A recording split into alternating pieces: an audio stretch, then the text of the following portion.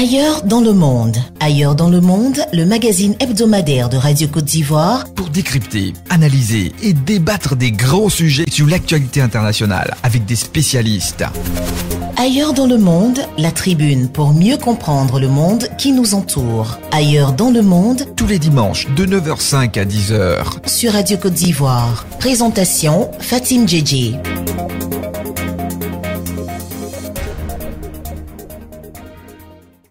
Bonjour à tous, bienvenue dans les hors-séries de l'été d'Ailleurs dans le monde qu'on inaugure avec cette émission spéciale consacrée à la République du Mali. Ce vaste pays de l'Afrique de l'Ouest de 1,24 million de kilomètres carrés partage ses frontières avec l'Algérie, la Mauritanie, le Niger, le Burkina Faso, la Guinée, le Sénégal et la Côte d'Ivoire et compte selon les dernières estimations 17,8 millions d'habitants. Le dimanche 29 juillet se tiendra l'élection présidentielle, mais quelle est la situation socio-économique et sécuritaire du pays? Quel est le bilan du président sortant Ibrahim Boubacar Keïta? Quel est le programme du principal opposant et challenger Soumaïla Cissé? Et qui sont les 24 candidats en lice? Pour en parler, je suis accompagnée du journaliste, blogueur, consultant indépendant Fernand Dédé. Bonjour et bienvenue, qui se trouve sur place. Fatim. Avec moi dans les studios de Radio Côte d'Ivoire, le politologue Dr William Maglonon. Bonjour. Bonjour Fatim. Le sociologue Dr Lille Nicaznel-Blin. Bonjour. Bonjour Fatim et bonjour aux auditeurs. Et the last but not the least, mon confrère journaliste Thomas Guessombi. Bonjour Thomas. Bonjour Fatim.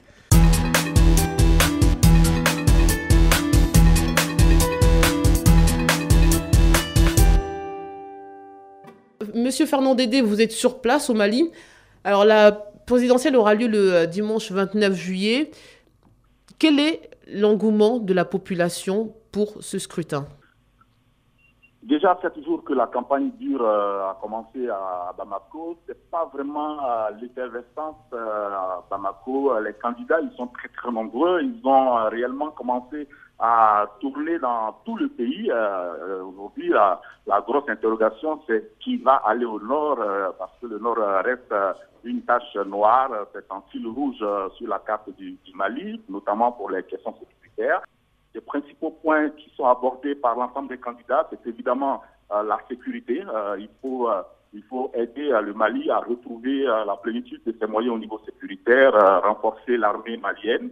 D'ailleurs, le chef de l'État, candidat à sa propre succession, a acquis 4 hélicoptères de combat. Ça fait partie de la stratégie, donc pour aider au renforcement de l'armée. Et la première question, donc, c'est la question sécuritaire. La deuxième question, c'est la réconciliation qui revient très très souvent dans les discours, dans les propos. Et la troisième question, évidemment, c'est l'amélioration des conditions de vie des populations, surtout que ici tout le monde s'accorde à dire que le système éducatif, le système sanitaire, le système social s'est effondré après tous les événements que le Mali a connus, notamment après 2011, après l'envahissement du Nord, après les attentats que le Mali a connus, avec tout l'environnement international, avec toutes les forces internationales qui sont placées. Je reviens sur l'engouement parce que d'après justement les émissaires de l'Union européenne, un peu plus d'un électeur malien sur 3 a récupéré sa carte électorale pour voter donc au scrutin présidentiel de 29 juillet. Et ce chiffre donc rendu public nous laisse croire que finalement les Maliens ne sont pas très intéressés par cette élection présidentielle. Ils ont l'air désabusés. Oui, c'est la grosse interrogation d'ailleurs. Aujourd'hui, j'ai accompagné un des candidats, le principal opposant au président Ibrahim Boubacar Keïta. Je l'ai accompagné à la frontière mauritanienne. Le discours qui semblait, les mots sur lesquels il insiste, c'est retirer vos cartes. Il faut retirer les cartes d'électeurs parce que c'est la grosse équation ici. À la date du 12 juillet, il était le taux de retrait des cartes était à 37% sur un corps électoral de 8 millions de personnes, 37% de retrait. Et quand on demande aux intellectuels maliens, aux jeunes maliens, aux femmes maliennes, apparemment, cela ne les intéresse pas vraiment cette élection parce qu'ils se disent ce sont les mêmes discours, ce sont les mêmes hommes politiques. On a élu le président Ibrahim Boubacar Keïta sur justement son engagement à assurer la sécurité du pays, à améliorer les conditions de vie des Maliens. 5 ans plus tard, on s'est plutôt rendu compte que la corruption a gangréné tout le corps social. On s'est rendu compte qu'en réalité, les mêmes se sont enrichis. Et 5 ans plus tard, ils reviennent. Et donc, ça n'intéresse pas vraiment les Maliens. Une communicante, une responsable de communication que j'ai interrogée il y a 2 jours a dit oui, mon bureau de vote est à 2 pas de chez moi. J'ai juste à franchir la rue pour retirer ma carte, mais je ne sais même pas pour qui voter, donc ça ne m'intéresse pas d'aller retirer. Et je ne suis pas du tout pressé. C'est le sentiment général ici. Il faut insister auprès des Maliens. Et le camp du président Ibrahim Boubacar Keïta insiste dessus. Aujourd'hui, dans les meetings, c'est surtout inciter les partisans, les sympathisants, les militants à retirer leur carte. Alors, IBK, donc le président sortant, 73 ans, qui brigue un second mandat, alors on nous le dit que c'est par amour du pays. Est-ce que c'est audible par la population, ce genre de propos? Alors ici, le problème est un peu complexe. Il y a une chose que je note tout de suite, le vote n'est pas ethnique, ça il faut le noter. Les Maliens ont dépassé le cadre ethnique du vote. Aujourd'hui, les Maliens regardent un peu leurs propres conditions de vie. Ils saluent évidemment l'arrivée de IBK en 2012 parce qu'ils disent qu'il avait le discours approprié, l'engagement fort. Le Mali sortait d'une situation difficile. Il nous fallait un président fort, engagé, déterminé pour d'abord libérer le nord du Mali de tous les terroristes, les djihadistes. On constate que sur ce terrain, le président IBK a réussi à enclencher le dialogue et à aboutir à un accord de paix, un accord de cessation des hostilités en 2015, qui a permis aujourd'hui, dans le camp du président Ibrahim Boubacar Keïta, ils s'en réjouissent, ils disent aujourd'hui, aucun Malien ne tire sur un autre Malien, c'est un gain important. Qui permettra de relancer la réconciliation. Alors, ce qu'ils disent également, dans le camp du président Ibrahim Boubacar Keïta, c'est que la région du centre du Mali, qui est la région, on va dire, le cœur du vivrier et des céréales au Mali, a progressé, la production a augmenté de 62%, et que cette zone-là, qui est le grenier du Mali au niveau de la production céréalière, eh bien, cette zone est aujourd'hui autosuffisante en production alimentaire et de céréales, qui permet donc aux Maliens de ne pas avoir faim. Et ça, parce que simplement, le président Ibrahim Boubacar Keïta a investi d'importants moyens dans la gestion de l'eau, dans l'irrigation, dans les moyens de spécialisation. Et donc, ça aussi, au bilan du président Ibrahim Boubacar Keïta, ils y mettent ça. Alors, ce qu'il regrette simplement au niveau de la direction des campagnes du président IBK, c'est que, en règle générale, les pouvoirs en Afrique n'insistent pas sur les réalisations. Ils sont tellement happés par les projets qu'ils veulent faire. Et de sorte qu'au Mali, ici, tout le monde dit le président Ibrahim Boubacar Keïta, d'accord, mais franchement, le bilan est négatif. Pour plus de Maliens, au niveau de structures sanitaires, au niveau de l'école, au niveau de la sécurité, au niveau surtout ce qu'ils dénoncent dans le camp du président Ibrahim Boubacar Keïta, c'est vraiment le clientélisme, le népotisme et surtout la présence trop voyante de ses proches dans tous les secteurs économiques, et cela pèse un peu sur son bilan. Alors, dernière question, avec une situation socio-économique pas trop reluisante et une situation sécuritaire des plus inquiétantes, Ibrahim Boubacar Keïta peut-il être réélu, à votre avis? Alors, il parle dans ce meeting de ce qu'ils appellent ici Tako Kele, c'est-à-dire que gagner au premier tour. En regardant le paysage politique malien, ce qui va être difficile, à mon avis, il aura probablement un second tour, mais tout dans le cas du président malien, le président sortant, il insiste particulièrement sur ce concept-là. Un coup KO dès le premier tour, ce qui va être difficile. Ses opposants, évidemment, essaient de déconstruire son programme et sa présidence en démontrant que l'environnement au Mali, un des opposants, Igor Diarra, Mamadou Diarra, qui est soutenu par les jeunes de la diaspora, disait qu'aujourd'hui, tout le système social, économique est effondré. La corruption atteint de telles proportions que c'est difficile de penser que le président Ibrahim Boubacar Keïta pourrait être réélu. Mais en même temps, beaucoup d'opposants, beaucoup de Maliens disent ici, c'est difficile pour un président en exercice en Afrique d'être candidat à sa propre succession, d'organiser les élections et de ne pas gagner. Et donc, beaucoup, ils ne sont pas très nombreux, mais les intellectuels pensent que à l'issue des rencontres, si la démocratie ne joue pas à fond, il pourrait y avoir forcément, pourquoi pas, une crise post-électorale. Merci beaucoup, Fernand Dédé, qui est donc sur place au Mali. Merci d'être intervenu dans ce début de mission. Et le bonjour aux Maliens. Merci à vous. Merci beaucoup. Salut les Ivoiriens également, les Maliens. J'ai constaté aujourd'hui de tous les candidats, ils ont une passion ivoirienne, parce qu'ils ont quand même 315 000 électeurs en Côte d'Ivoire. Il y a à peu près 1 million d'Ivoiriens, de Maliens qui vivent en Côte d'Ivoire, mais 315 000 inscrits sur les listes électorales, ce qui signifie que l'électorat diaspora ivoirienne est très, très, très important. Et donc, les Maliens ici, en regardant la Côte d'Ivoire, c'est avec des yeux d'amour. Merci beaucoup, Fernand Dédé. De retour dans les studios de Radio Côte d'Ivoire pour poursuivre cette émission spéciale consacrée donc au Mali. On va s'intéresser, messieurs, à la situation sécuritaire et peut-être faire piqûre de rappel sur la crise qu'a traversé le pays donc depuis 2012, qui a été mis à rude épreuve par la rébellion Touareg, constituée du Mouvement national pour la libération de l'Azawad, le MNLA, et de plusieurs mouvements salafistes, dont Ansar ad-Din, Moudjahou et Akmi. Alors, le 22 mars 2012, un coup d'État de l'armée malienne entraîna le départ d'Amadou Toumani Touré, et en janvier 2013, l'état d'urgence fut déclaré dans le pays. À la suite donc de la demande du président du Mali par intérim Dioncounda Traoré, le Tchad vint au secours du Mali, suivi de la France, qui sollicita donc l'accord de l'ONU pour déclencher l'opération Serval.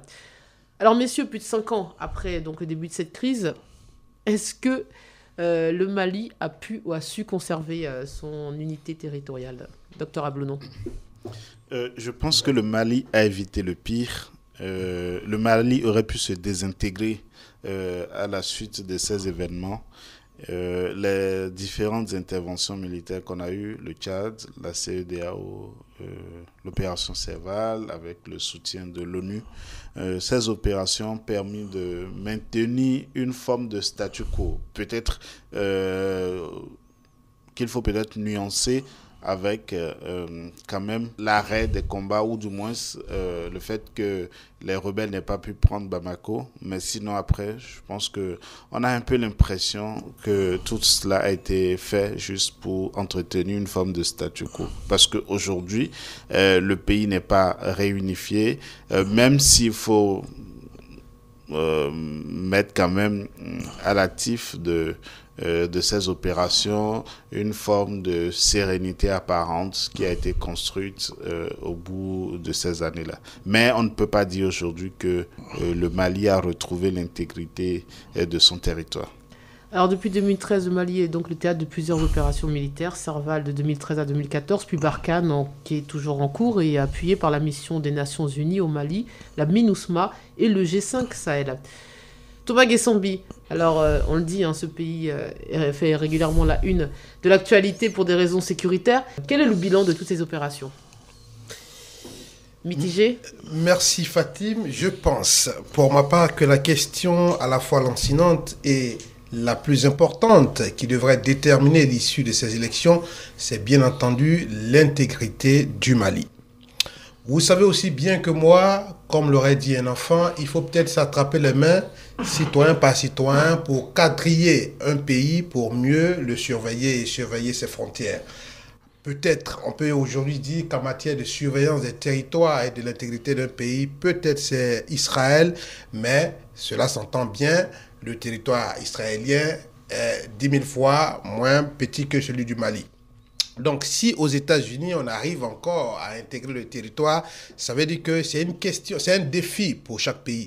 Mais ici, c'est la proportion qui nous interpelle. La proportion qui laisse un libre cours à des terroristes, à des mafieux, à des trafiquants de tout poil. L'étendue du territoire bien entendu, qui est vaste. Bien entendu. Vaste et enclavé. Bien entendu, de tous bords.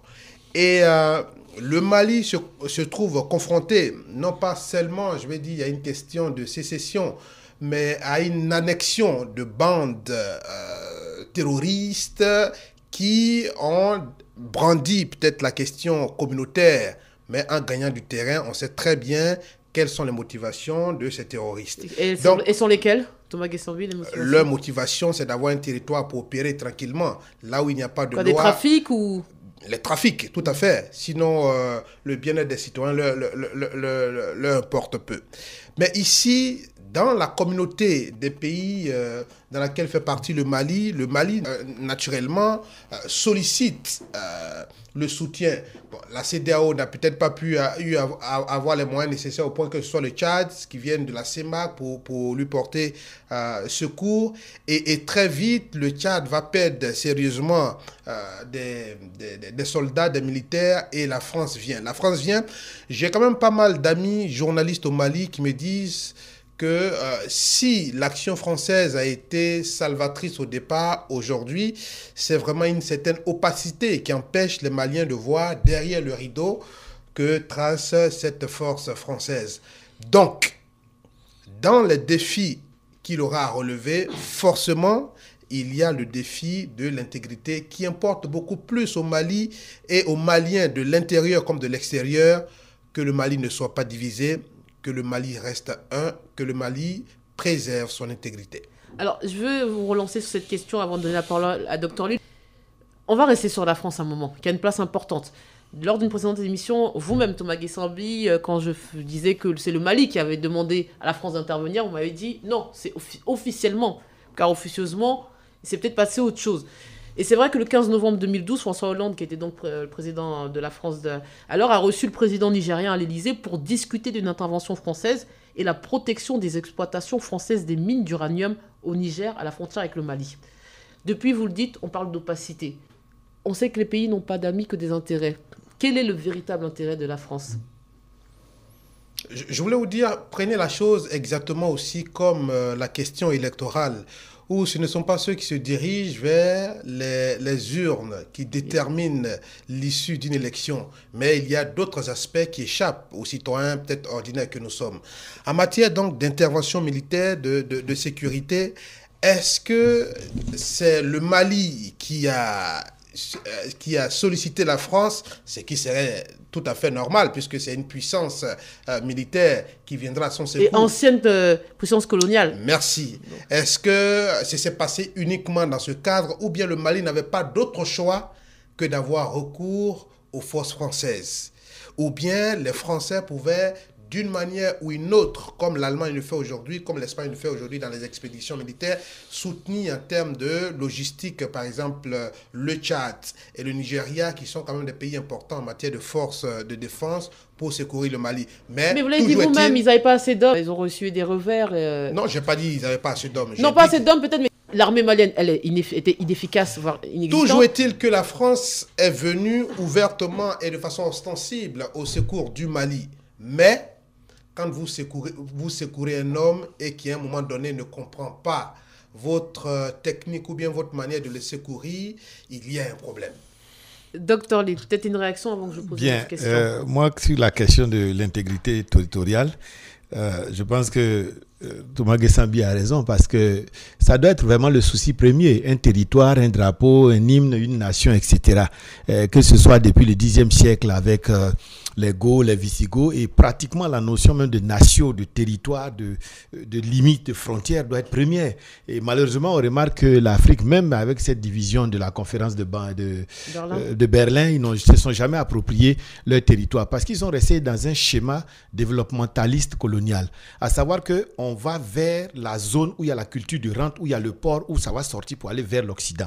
Du coup, après les velléités sécessionnistes, pour aller très vite, dont vous parlez, les questions de développement qui se mélangent sont toujours tout à fait prévisibles et réalistes. Parce que voilà une zone pendant laquelle, que ce soit la Libye, à l'époque les Italiens sont partis, on pensait que c'était une zone inutile jusqu'à ce qu'on découvre le pétrole en Libye. Qu'on voit que le sud de l'Algérie, d'où les Français sont partis, sont une zone vraiment gazière et autres, et que ce soit le Niger, que tout le monde a considéré comme le pays le plus pauvre du monde, il y avait beaucoup d'uranium, que ce soit le Tchad, etc., etc. De telle sorte que cette zone, pendant longtemps, a été un no man's land. Donc les gens se sont adonnés à toutes sortes de trafics. C'est vrai que la population est touareg, est nomade, etc. C'est un vieux problème. De telle sorte qu'ils ont toujours été livrés à eux-mêmes. Donc ils ont fait toutes sortes de trafics. À un moment donné, c'était le sel, à un moment donné, c'était les chameaux, c'était ceci, c'était cela. Jusqu'à ce qu'actuellement, on se rende compte qu'effectivement, c'est une zone très, très riche. De telle sorte que quand il dit que la politique du secours a été opaque, Kidal et autres qui sont le nord du Mali et le sud de l'Algérie, les gens ont compris. Donc ils ont dit à l'armée malienne, vous vous arrêtez à Gao, Kidal et autres, nous on va aller avec les Tchadiens. À un moment donné, ils ont dit aux Tchadiens, vous vous stoppez ici et nous on continue les combats. De telle sorte qu'à un moment donné, les gens se sont rendus compte que ce que nous tous on pensait que c'était quitter le Bamako pour aller conquérir tout le territoire, ça a été plutôt de se rendre compte que là où il y a des richesses, la France en fera un peu son affaire. De telle sorte que ce soit la Mauritanie, les frontières mauritaniennes, maliennes, Niger, Tchad, Cameroun. Mais je veux revenir sur la position des Touaregs, parce que vous l'avez dit quand même, je trouve que c'est un terme un peu péjoratif, vous parlez de trafic de chameaux autres, mais le Mali a, donc c'est une particularité majeure de la population malienne. Une grande partie est au sud, et au nord, dans cette vaste étendue, on a surtout des Touaregs, avec des velléités sécessionnistes. Et en 2012, ils ont proclamé l'indépendance de l'Azawad. Mais je rappelle que ce territoire est l'objet d'une aspiration à l'autonomie depuis 1958. Bien sûr. Oui. On sait qu'il y a des causes culturelles, identitaires et souvent économiques. Oui. On l'a soulevé avec d'autres cas. Finalement, on a l'impression que les velléités sécessionnistes, c'est un peu un volcan, endormi, jusqu'à une prochaine éruption. Ce qui se passe au Mali et qui risque d'arriver dans d'autres États, dans d'autres pays, c'est lorsque l'État central oublie l'étendue de son territoire ou alors oublie qu'il y a des populations qui sont très loin et qui participent de la communauté de vie et que la gestion de l'État ne peut pas occulter cette dimension-là.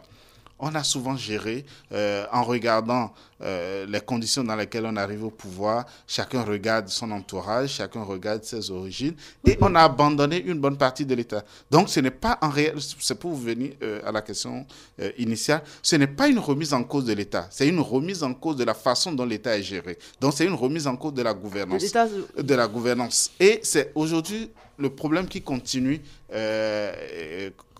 au Mali, comme l'a si bien souligné Dr Lille tout à l'heure.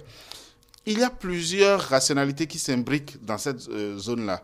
C'est vrai qu'il y a beaucoup d'enjeux sécuritaires qui naissent du fait que le territoire est vaste, pas contrôlé, donc propice à toute forme de contrebande ou de délinquance ou de grands chemins. De fanatique. De fanatisme. Il y a cette donne qui est là, mais il y a aussi le fait que c'est une zone qu'on ne peut plus désormais abandonner. Parce que contrôler cette zone du Mali, contrôler le nord Mali aujourd'hui, c'est pouvoir quand même contrôler des dynamiques dont on n'a pas mesuré l'ampleur. C'est pouvoir contrôler les conséquences de la guerre en Libye. C'est pouvoir contrôler une bonne partie de... À la base, vous le dites, mais il faut... Là, on parle de la centralisation de l'État, mais il faut un État fort. On a souvent reproché au Mali... et la preuve, le coup d'État a été lancé par des militaires qui se sentaient débordés par les attaques qu'il y avait justement du côté du Sahara. Oui, c'est ça le problème en Afrique. En fait, j'ai toujours l'impression qu'on refait l'histoire, on réinvente le fil à couper le beurre. On sait tous que le vrai enjeu, ce n'est pas l'État fort. Parce que l'État fort n'a rien pu produire de bien. Mais comment est-ce qu'on fait pour que l'État, ou alors qu'on procède à une autre définition de l'État fort, c'est-à-dire un État qui est capable de prendre en compte tous les enjeux de son territoire. Ce n'est pas l'État fort, c'est-à-dire j'ai des armes, je fais ce que je veux, je martyrise mon peuple. Ce n'est pas l'État fort dans cette perspective, mais c'est un État qui est capable d'assumer des enjeux territoriaux, d'assumer l'intégrité de son territoire. Aujourd'hui, on n'a pas l'impression que le Mali est préparé aux enjeux parce que, moi je ne sais pas trop bien ce que fait la France sur le territoire malien, mais aujourd'hui on a l'impression que la situation échappe complètement à l'État malien. La situation échappe complètement à l'État malien et on ne sait pas jusqu'à quand ce sera ainsi. Donc c'est très complexe ce qui se passe aujourd'hui. Voilà. C'est pour ça que la notion d'État fort, IBK depuis 2012 s'est engagé là-dessus, un Mali uni, indivisible, mais il n'a rien pu faire. Les 3 forces que vous signalez, que ce soit Serval, que ce soit Barkhane, que ce soit maintenant G5 Sahel, MINUSMA, ben, c'est une redondance de force, mais on ne voit pas ce que ces forces-là apportent. Parce que, comme il a dit, les enjeux territoriaux, les enjeux développementalistes, les enjeux culturels, les laissés pour compte, etc., la contrebande, est-ce que le Mali est capable de se rendre compte que depuis pratiquement les indépendances, ils n'ont pas pris l'ampleur des réalités. Parce que c'est une question de réalité. Quand on parle de force, les gens pensent à l'armée, à déployer le maximum. Mais ce n'est pas ça. Il faut savoir se défendre quand même. C'est quand même la base. Pour éviter d'être agressé, il faut avoir la capacité, les moyens de se défendre. Oui, mais la question sécuritaire en Afrique a toujours été sous-traitée. Et je pense que c'est ça le grand drame de l'Afrique. Parce que, on le dit, tout être humain se sécurise d'abord. C'est un réflexe humain et naturel. Et nous n'avons jamais compris pourquoi l'Afrique n'a jamais mis la question de ses territoires en avant. Vous voyez, aujourd'hui, l'Europe est surdivisée, mais chacun essaie de protéger ses frontières. Ils ont créé toutes sortes d'ententes à travers l'OTAN, à travers tout ce que vous voulez, mais chacun regardez tout à l'heure la question catalane, regardez la question corse, regardez la question en Belgique. Tous les pays européens sont traversés par des velléités sécessionnistes. Mais ils ont toujours su, depuis le début, depuis l'Antiquité jusqu'à aujourd'hui, préserver les frontières. Ça veut dire que tout État qui n'a pas comme souci premier de préserver ses communautés à l'intérieur de ses frontières, ils ont beau parler d'État fort, ils ont beau acheter des armes, ils ont beau se faire former par des élites de l'armée américaine, britannique, française, la Légion étrangère, c'est pratiquement des illusions. Ils nagent en pleine fiction. Parce que tel que l'être humain, tel que la société a besoin de se protéger, de se préserver, un État doit pouvoir, dès sa création, avoir ces éléments-là en lumière et en réflexe et en obsession. Et c'est le cas d'Israël, c'est ça. Quelle que soit sa petite taille, quelles que soient toutes les agressions possibles ou supposées, ben, ils ont mis cela en avant et on voit ce qu'ils font. Israël a une aide incommensurable, on ne peut pas comparer. Je pense que la sécurité, lorsqu'elle est perçue comme un enjeu militaire ou policier, est souvent sous-traitée parce que ça coûte très cher. Et d'ailleurs, les Européens, aujourd'hui, sous-traitent leur sécurité avec les États-Unis, ceux dont Donald Trump veut se débarrasser. Parce que la sécurité militaire coûte très cher. Et en Afrique, en fait, ce n'était pas là le vrai enjeu. Et je pense que les États avaient compris, au lendemain des colonisations, les États avaient compris que la question, c'était beaucoup plus l'intégration nationale. C'est pouvoir créer une communauté, pour créer des nations, pour permettre aux gens de bien vivre. Mais malheureusement, on a échoué sur ce terrain. Et puisqu'on a échoué sur ce terrain, ça se répercute sur le terrain qu'on avait complètement banalisé, qui est celui de la sécurité militaire. Parce qu'aujourd'hui, en fait, je ne pense pas que le vrai enjeu des Touaregs soit de prendre Bamako. Ils veulent pouvoir être considérés dans une communauté. Je pense que si la question très tôt avait été suffisamment prise en compte par l'État malien et que les réformes qu'il fallait avaient été faites, on n'en serait pas là. Et aujourd'hui, on refait les mêmes erreurs. On pense qu'il suffit de centraliser le pouvoir à Bamako et que de Bamako, on ne pourrait pas extraordinaire développer des capacités pour sécuriser tout le Mali. C'est impossible. Est-ce que finalement, le Mali avait d'autres choix que de faire intervenir la France? Je pense et je crois qu'on va y arriver, mais combien de temps cela prendrait aux États africains, je ne saurais le dire. Sinon, comment comprendre que des mêmes velléités aient eu lieu il n'y a même pas plus d'1 an en Espagne et que le pouvoir royal de l'Espagne demande aux autres pays: c'est une affaire intérieure, laissez-moi la régler, moi et moi seul. Et que l'ONU n'ait pas eu à trouver d'envoyer une mission obligatoirement, que l'Union européenne n'ait pas eu à envoyer mais il n'y a pas eu de mort, j'ai envie de vous dire. Il y a eu des morts dans les manifestations. Il y a eu des morts. Mais non, il n'y a pas eu d'attaque. Là, sur des revendications, c'est passé dans le cadre d'élections. C'est quoi le facteur commun? La question que j'allais poser, c'est toujours la velléité sécessionniste. Maintenant, les formes de manifestation, on pourrait peut-être épiloguer dessus. Donc, je me dis, il y a eu ces 4 figures. Mais l'Afrique, comme le reste du monde, a connu, je vais dire, une cohabitation de communautés jusqu'à ce que vienne la notion de nation. Mais à un moment, quand la nation naît, on part à partir de la nation. Et il faut complètement oublier. Et je vous assure que même si l'Azawad venait à avoir son territoire, je ne vous donne pas plus de 10 ans, plus de 20 ans pour qu'il y ait encore des sous-groupes qui, à l'intérieur de l'Azawad, réclament. Mais le problème, comme je vous le dis, j'ai participé quand même à des forums avec des journalistes maliens, dont Chana Takiou, qui lui était originaire de Tombouctou, qui venait du nord, Seydou, qui venait du sud. Et dans les échanges qu'on a eus, le journaliste malien du sud demande à Takiou, tu vis où? Je vis à Bamako. Pourquoi depuis toujours tu es originaire du nord, c'est à Bamako tu vis? Est-ce qu'il n'y a pas eu des originaires du nord qui ont été nommés à des postes de responsabilité, à qui on a donné des moyens? C'était une forme de décentralisation. C'est ce que vous faites là, essayez ici, en basant la décentralisation sur les hommes plutôt que sur des constructions. Mais il dit combien sont rebâtis, Tombouctou, ces territoires du Nord. Non, ils ont bien fait d'avoir tous ces privilèges et s'asseoir à Bamako, ici au sud. Donc le problème, ce n'est pas d'avoir négligé. Sans doute que la question de la redistribution de la richesse va toujours se poser dans la bonne gouvernance, mais ils sont réellement combien qui réclament le développement de leur région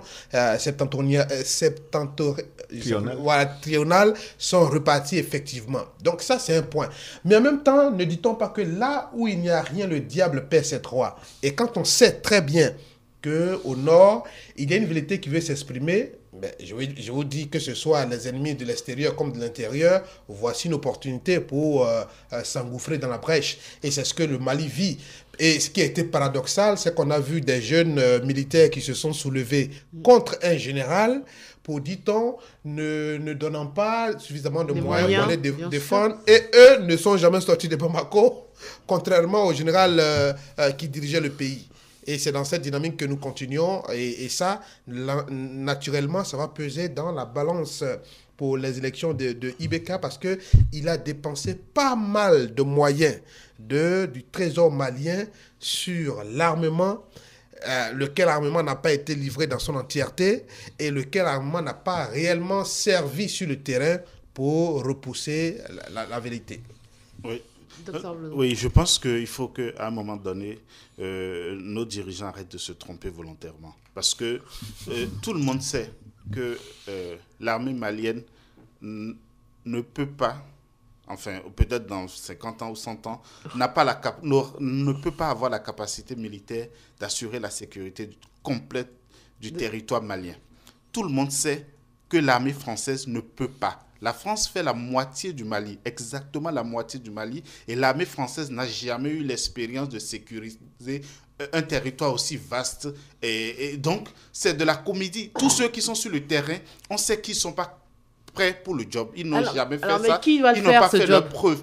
Parce que ce n'est pas ça le problème. Le problème n'est pas militaire. Le problème n'est pas lié à l'armement. On est obligé de discuter avec les gens. Les gens sont chez eux. Ils prennent les armes pour insatisfaction et vous les appelez terroristes. Ça, vous voulez qu'ils Alors, il y avait un mélange des genres. Il y avait des revendications au départ, identitaires. Voilà. Jusqu'à ce que l'ACMI s'y mêle. Voilà, mais il y a eu une alliance de circonstances qu'ils ont tous regretté de manière visiblement. Mais il y a les deux. Il y avait les trafiquants, il y avait des véritables salafistes ou djihadistes, et il y avait ces gens qui avaient des revendications identitaires. Et les trafiquants ont pris le dessus à un moment donné. Et même les salafistes, puisqu'ils ont voulu imposer la charia.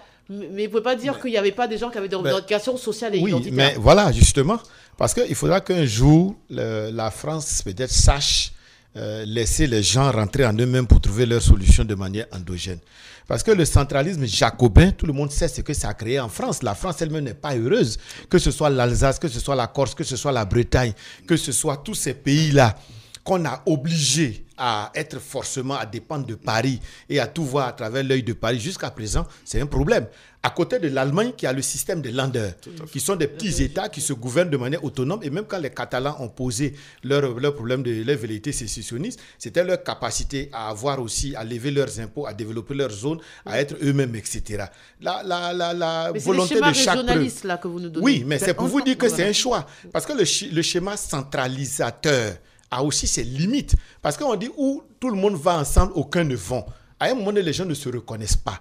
Quand un peuple a toujours été sédentaire depuis que le monde est monde, et aujourd'hui, ou bien nomade, et aujourd'hui, vous voulez faire en sorte que les nomades commandent les sédentaires, ou les sédentaires commandent les nomades, ça ne marche jamais. Quand vous commencez à faire un développement, c'est ce qu'on appelait les classes dépendantes à les Touraine, que le développement de l'Afrique dépend du développement de l'Occident, ça ne marche pas non plus. C'est-à-dire que l'Afrique est vue toujours comme un réservoir de matières premières pour l'Occident. De telle sorte que les seules zones où prospèrent des produits, où existent des produits qui servent à la métropole, sont les seules zones qu'on peut développer. Faire des routes ailleurs, on trouve que c'est inutile. On trouve que c'est inutile. Donc, on a toujours la partie utile. Mais utile à qui? Utile pour qui? De telle sorte que les questions identitaires qui sommeillent en tout individu sont sous-traitées, sont laissées pour compte parce qu'on dit non, cela, leur revendication n'a pas de sens.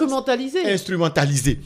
Par exemple, ce qu'il disait concernant cette histoire de dire on fait venir des gens dans la capitale et on compte sur eux, mais ils ne vont jamais repartir. Pourquoi? On n'a qu'à déplacer le développement là-bas. L'Allemagne il le montre si bien. Quand on prend la Ruhr, c'est l'acier. Quand on prend d'autres, c'est etc. Chacun se développe sur ses potentialités. Cette question de développer l'Afrique à partir de ses potentialités, ça peut même servir à l'Europe, voire même à la France elle-même. Parce qu'aujourd'hui, toute la France souffre parce que tout part de Paris. C'est pour ça l'Alsace s'en sort parce que l'Alsace a déjà tout. Mais toutes les zones ne sont pas dotées des mêmes potentiels. De telle sorte que si les questions identitaires, la communauté, comme il a dit tout à l'heure, créer, la nation vient s'asseoir sur la communauté humaine. Mais si on ne pense pas d'abord à la communauté humaine, à la dignité humaine, qu'on va directement vers ceux qui sont déjà nantis et qui ont des fortes chances de tourner autour de la capitale et que tout le monde est attiré, c'est ce qu'on appelle l'attractivité. C'est déjà Abidjan. Il y a le net, il y a ceci, il y a cela. C'est valable pour tous les pays. Mais bien sûr. Même chez nous, quand on parle, souvent on est à Abidjan, mais les gens à l'intérieur du pays, ils n'ont pas les mêmes réalités. Pourtant, nous avons des modèles. Par exemple, l'Allemagne est un modèle. Le Canada est un modèle. Les États-Unis sont des modèles. Le Royaume-Uni est un modèle. C'est-à-dire qu'à un moment donné, les gens ont compris qu'on ne fera jamais de nation sans respecter les uns et les autres dans leur zone en fonction du potentiel qu'ils peuvent apporter. Ou en s'imposant en apartheid. Oui, en fait, surtout, le problème au Mali, c'est que je pense que c'est une injure à l'imagination politique des Maliens qui ont inventé les plus grands royaumes d'Afrique. Donc, on a commencé à créer des États centralisés à Bamako, comme si ces gens-là n'avaient pas une histoire. Il y a une histoire politique au Mali. C'est des localités qui ont connu des royaumes forts. Et pourquoi est-ce qu'aujourd'hui, le Mali serait un État unitaire? Ce n'est pas possible. Et c'est ça qui est remis en cause. Ce n'est pas, les gens ne prennent pas les armes parce qu'ils veulent gouverner Bamako. Quoi, on veut occidentaliser le Mali? Oui, non, on veut franciser le Mali. On veut créer un État français. On veut créer le Mali à l'image de l'État français. Ce n'est pas possible. C'est des États, le Mali avec 200 000 1 200 000. C'est des États qui constitueraient le Mali. Et parce que vous pensez que les Touaregs sont capables de diriger Bamako? Ils ne sont pas capables de diriger Bamako. Vous avez des diversités identitaires. Vous avez les Bambara en bas, vous avez les Songhai, les Touaregs. Donc, tous ces gens-là ont des habitudes, ont des pratiques. Il faut qu'aujourd'hui, les États africains se prennent au sérieux et qu'on arrête de se tromper, comme je le disais tout à l'heure, parce qu'on peut inventer d'autres solutions. On peut aller à autre chose. Aujourd'hui, on met l'armée là, on crée des forces, G5 Sahel, demain ça va être G6 Sahel, G7, après on invente des sobriquets. On fait tout ce qu'on fabrique et on tourne autour des problèmes qu'on ne règle jamais, parce que personne ne veut régler véritablement le problème. L'armée française n'a pas les moyens. Et moi, je pense que la France finira simplement par se salir. À un moment donné, on va trouver des raisons, on va dire, bon voilà, c'est pour l'or du Mali, c'est pour ceci, c'est pour cela. Elle finira par se salir sans pouvoir faire grand-chose. Mali, troisième producteur africain de pétrole, d'or après l'Afrique du Sud et le Ghana.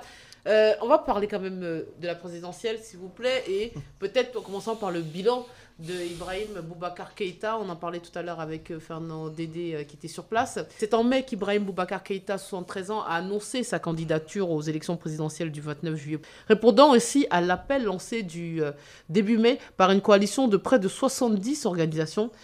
Ibeka brigue un deuxième mandat par amour du pays, a-t-il dit. Messieurs, que dire? Moi, je pense que c'est ce qu'il a dit. Il faut qu'un jour, les dirigeants africains se prennent au sérieux. Lui-même a donné 2 ans pour régler définitivement la question de la réconciliation, de transformer ces groupes soi-disant armés en partis politiques, à faire appliquer l'accord politique, l'entièreté de l'État et autres, parce qu'il a dit que tous les Maliens sont attachés à un Mali, Maliba et indivisible. Aujourd'hui, lui-même doit pouvoir faire son bilan. De manière sécuritaire, il annonce sa candidature en mai et en juin, on assiste à une série d'attentats au cœur même des forces les plus réputées, Serval et G5 et autres, tout ça. Donc il y a des symboliques très fortes. De ce point de vue, il aurait dû tirer son bilan de là, parce qu'il s'est engagé sur la sécurité. Sinon, si on se rappelle un peu la corruption, le scandale de corruption sur l'achat de son avion et tout ce qui s'en est suivi comme scandale pour lesquels on nous a promis des enquêtes qui jusque-là n'ont pas abouti, je pense qu'à un moment donné, il faudrait que les Africains apprennent à faire les bilans, du moins nos dirigeants, sur les aspects fiasco et échecs. Parce qu'on peut toujours trouver des motifs de satisfaction. Mais ce sur quoi vous vous êtes engagé vous-même, qui s'est appelé la sécurisation du Mali, la réconciliation avec des Maliens et des frontières, aujourd'hui, quel est le bilan? Lui-même peut le sortir. On a un Malien, un médecin à Bamako, Moussa Koné, qui a 34 ans, qui nous dit « La candidature d'Ibeka n'est pas une surprise car un mandat n'a jamais suffi à nos présidents africains. » C'est ça, la raison? Certains politiciens nous disent que pour pouvoir aller au bout d'une logique, pour pouvoir mettre en place tout un programme, il leur faut plus d'un mandat. On a voulu passer au quinquennat, encore une fois, pour imiter les Occidentaux.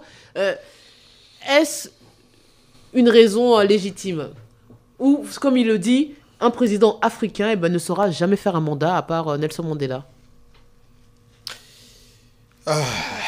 Il n'y a pas longtemps, j'ai vu mon maître de l'école primaire et la phrase qu'il m'a donnée, il dit « Tu fais partie de mes galons ». Aujourd'hui, à ma retraite, je n'excède pas de richesse matérielle, mais en te voyant, en t'entendant, tu fais partie des étoiles qui constituent mes galons. Et je pense que c'est un aspect qui est souvent ignoré. Le passage de témoin. L'homme passe, mais la nation reste. Ils sont combien ces dirigeants d'aujourd'hui qui prennent toutes les garanties?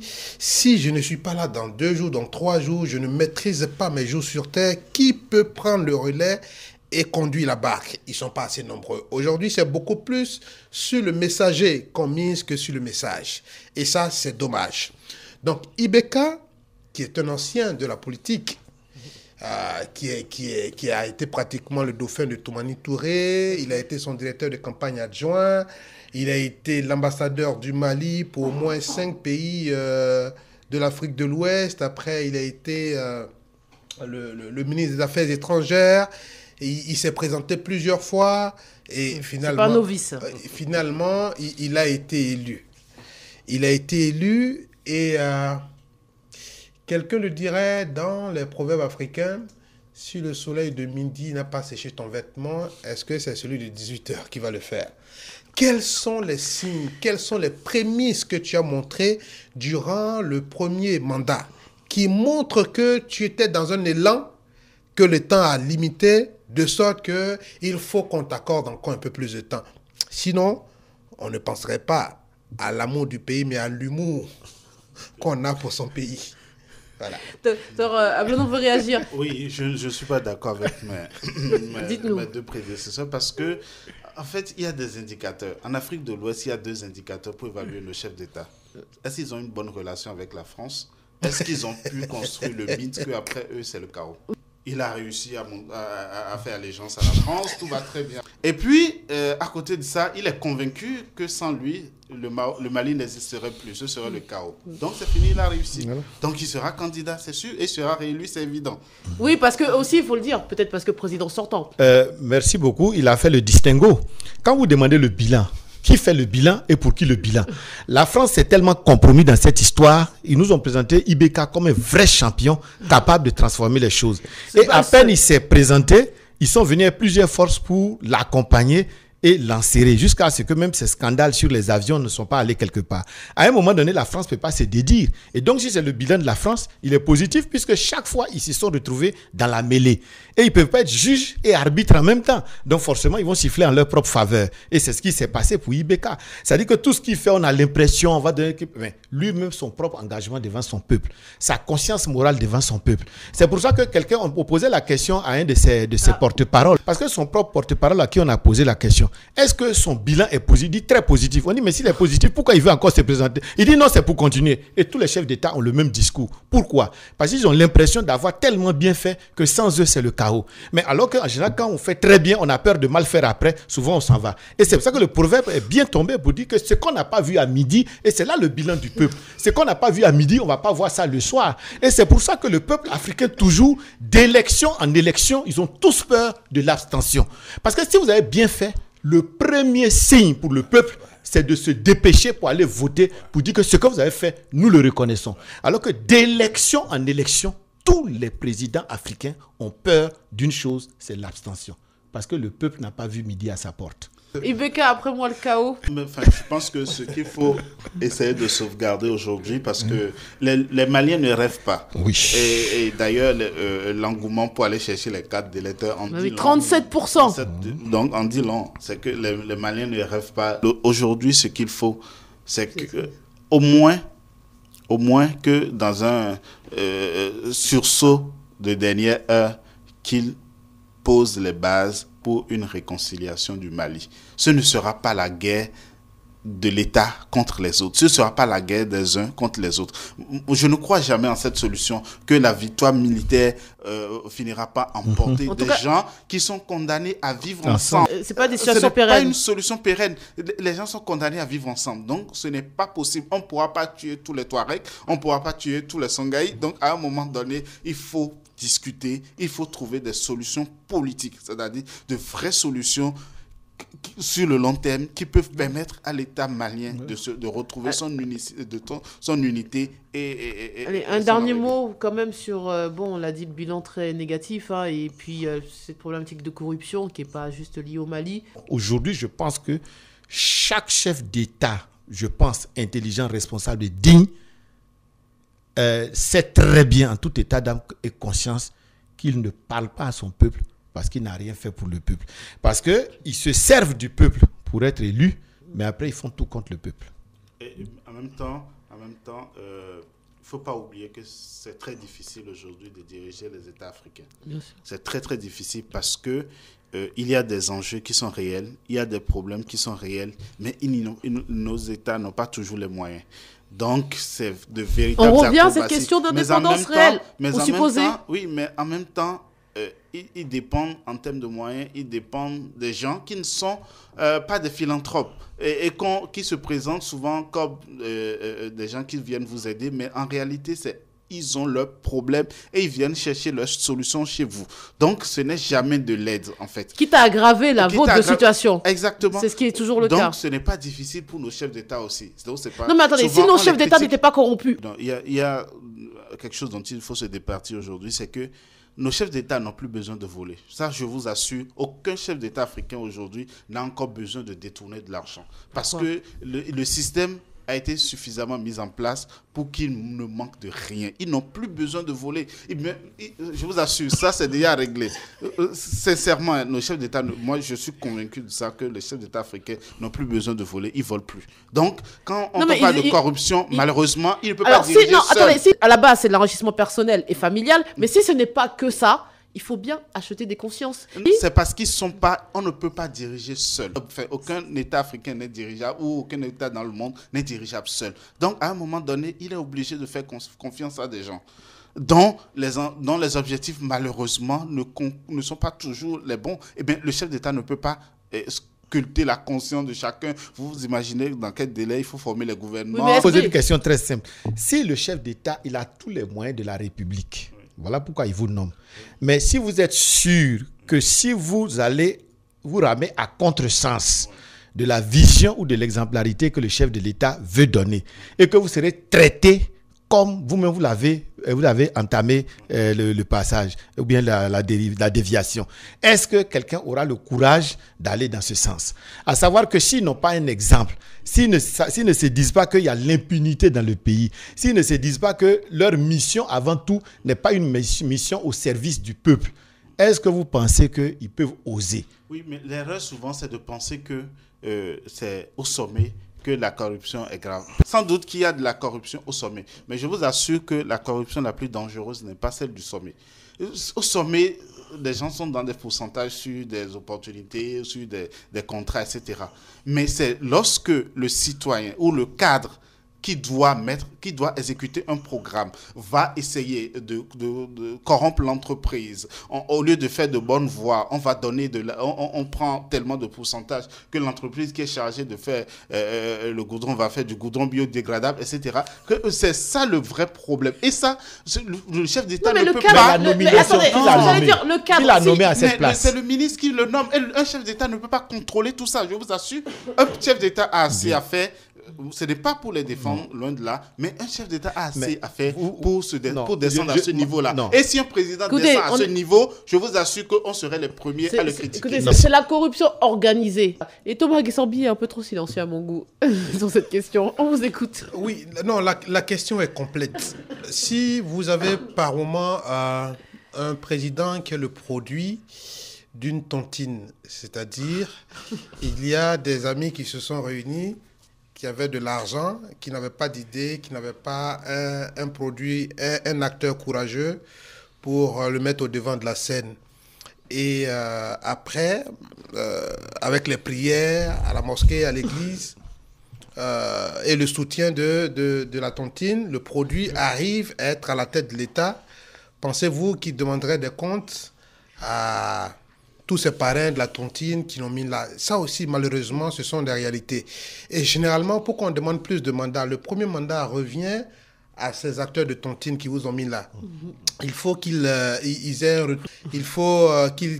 s'installent durablement, que les enfants de leurs enfants s'installent. Le deuxième mandat, vous commencez maintenant à penser un peu développement. Et il faut forcément un troisième mandat pour qu'après avoir pensé, vous puissiez donner un coup au développement. Donc malheureusement, ça fait peut-être rire, mais c'est ça qui est la réalité. Allez, c'est la fin de l'émission. Très bon dimanche à vous, chers auditeurs. Ailleurs dans le monde. Ailleurs dans le monde, le magazine hebdomadaire de Radio Côte d'Ivoire pour décrypter, analyser et débattre des grands sujets sur l'actualité internationale avec des spécialistes. Ailleurs dans le monde, la tribune pour mieux comprendre le monde qui nous entoure. Ailleurs dans le monde, tous les dimanches de 9h05 à 10h sur Radio Côte d'Ivoire. Présentation Fatim Djedje.